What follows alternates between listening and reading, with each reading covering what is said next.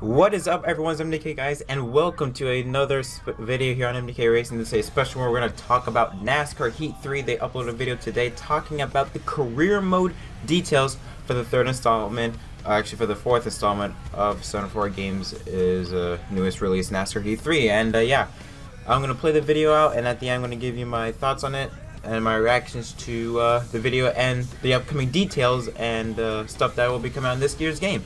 So, enjoy.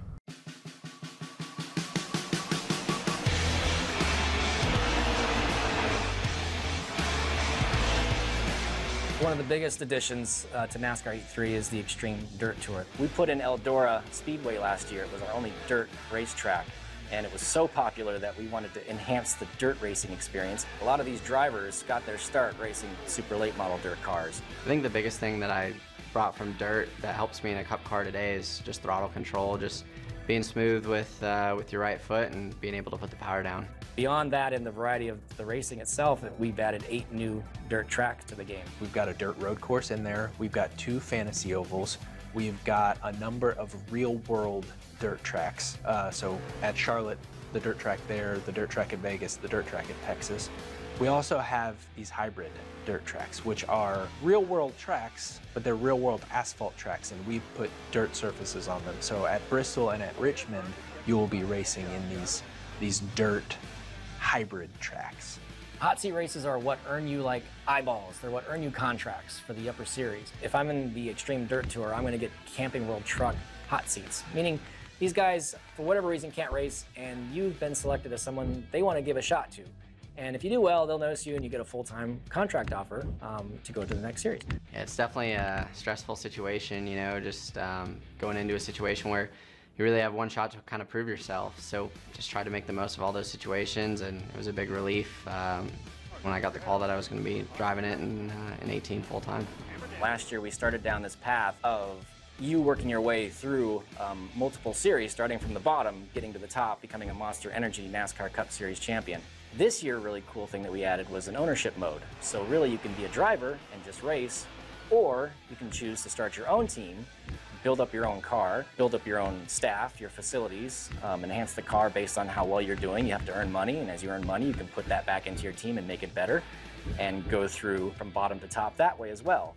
In addition to hiring and training your employees and spending money there and upgrading your facilities departments, your suspension, your aerodynamics, and your engine, you also have to buy the car models for these employees to work on. So you need to get a chassis for each track type that you're going to see while you're in a series. For example, you're going to need a chassis that runs well on super speedways. You're going to want to buy a chassis that runs well on road courses. You're going to want to buy a chassis that runs well on short tracks.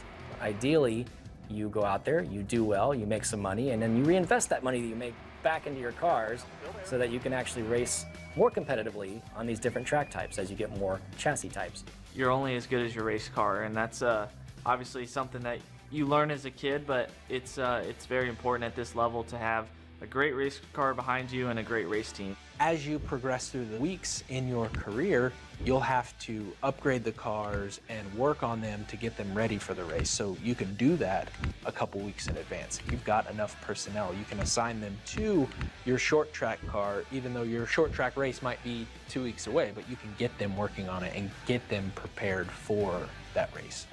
One of the most important things of being a successful race team is you've got to be able to plan. You've got to lay out your chassis selections. You've got to start preparing your race cars well in advance of the time it is to go to the racetrack.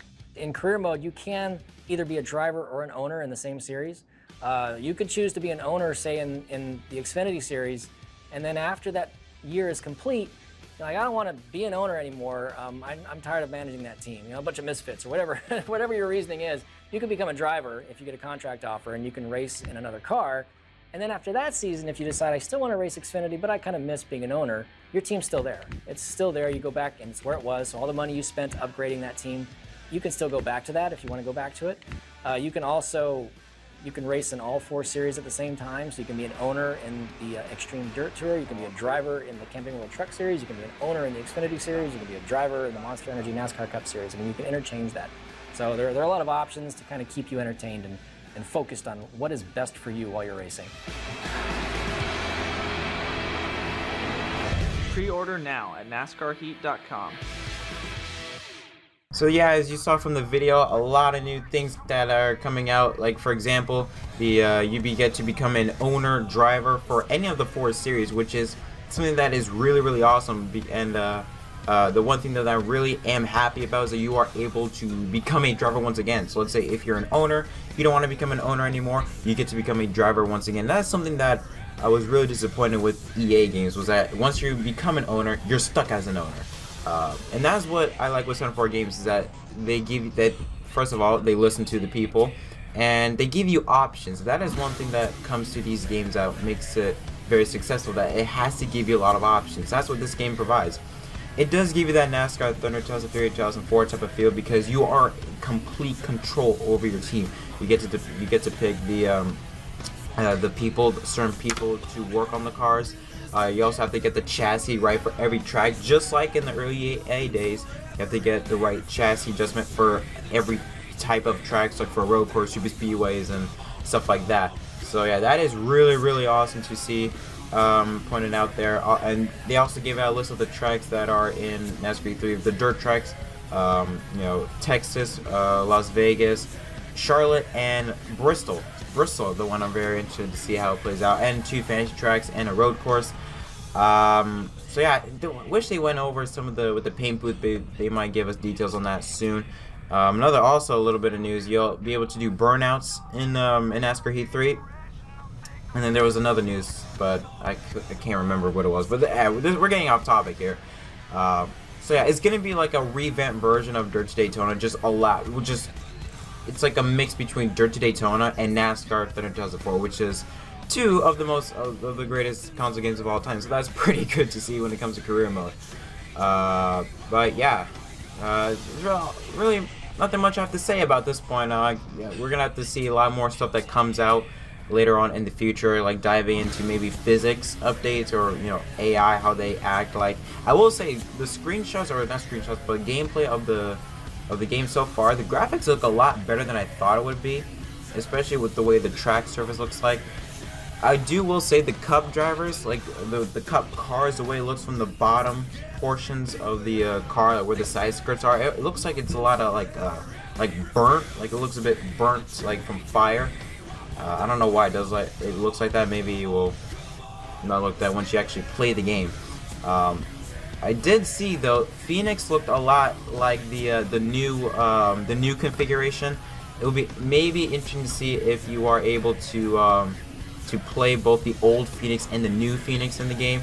Another thing they didn't talk about, which they did, was that if you're able to, like, if there will be like not fantasy drivers, like you know how in EA days drivers will be able to move around, like I think from lower series, like if Justin Allgaier wants to go to the Cup series, he could do that in the early EA days, if I'm not mistaken. I was hoping to see if they would be able to announce that, see if that would be possible, but again, it will probably be announced later on as we get closer to the game's release. So yeah, that's all I have to say about this video. If you guys did enjoy, leave a like and subscribe for more. Tell me what you guys think about this video, and what are you most looking for into career mode. But until next time, I'm Jay Cross from MDK Racing, and I'll see you in the next video.